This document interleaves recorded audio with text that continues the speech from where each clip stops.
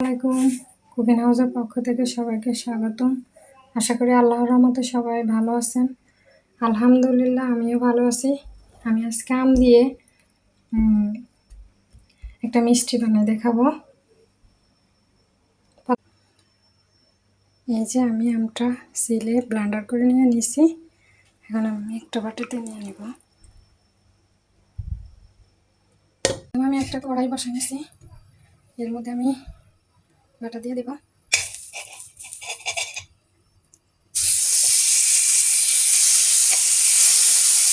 বাটা দিয়ে এর মধ্যে একটা সুজি দিয়ে দেবো। ওকে না বাটা দিয়ে তারপর আমি বাটাটার মধ্যে সুজিটা ঢেলে নিব। দেখতে পাচ্ছেন আমার সুজিগুলা ব্রাউন কালার হয়ে গেছে, একটু ব্রাউন কালার। এর মধ্যে আমি 2 চামচ চিনি দিয়ে দিব, মিষ্টি তো মিষ্টি হওয়ার জন্য। এর মধ্যে আমি আবার আধা কাপ গুঁড়া দুধ দিব। এটা আবার এরপরে আমি এটার মধ্যে আমটা ব্লেন্ডার করে রাখছি এটার অর্ধেক দিয়ে দিব। আমি একটা মিক্স করে ভালো করে মিক্স করব। এরপর আমি একটা ডো বানিয়ে নিয়ে নেব। যে আমার ডোটা এরকম হবে, হয়ে গেছে। আমি নামাই নিব এখন। গুলা বানাইতে বানাইতে এটাকে আমি 1 লিটার দুধ বসাই দিব।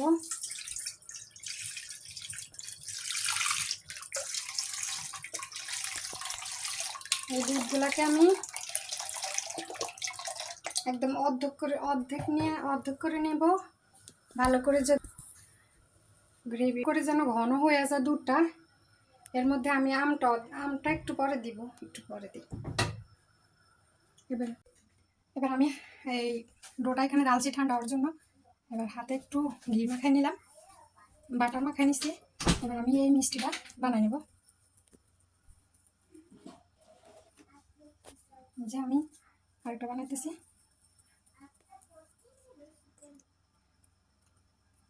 গুলা বানাই নিব। যে আমার দুধগুলা আরো ঘন হইতে হবে। এরপর আমি এই আমটুকু এখানে দিয়ে দেব।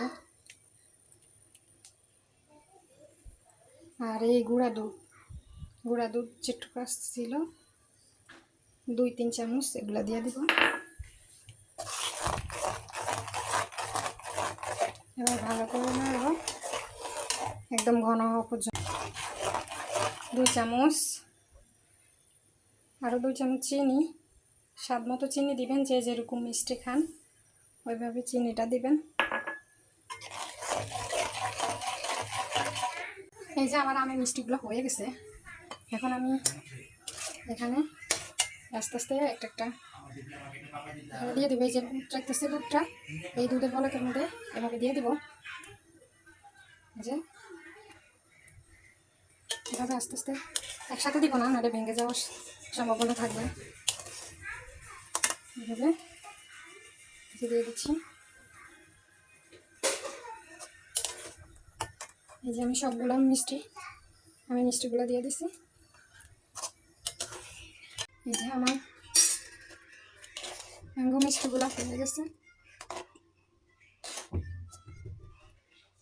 এবার আমি একটা বাটিতে উঠে রেখেছি। দেখুন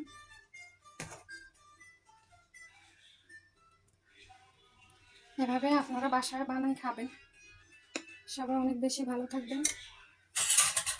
এই যে আমি একটা কাটে দেখাতেছি। মিষ্টিগুলো নরম হয়েছে অনেক। এই যে অনেক নরম হয়েছে। এভাবে আপনারা বাসা বানাই খাবেন, সবাই অনেক ভালো থাকবেন। আল্লাহ হাফেজ, ভালো থাকবেন। আমার চ্যানেলটা সাবস্ক্রাইব করে দিবেন। সবাইকে অনেক ধন্যবাদ।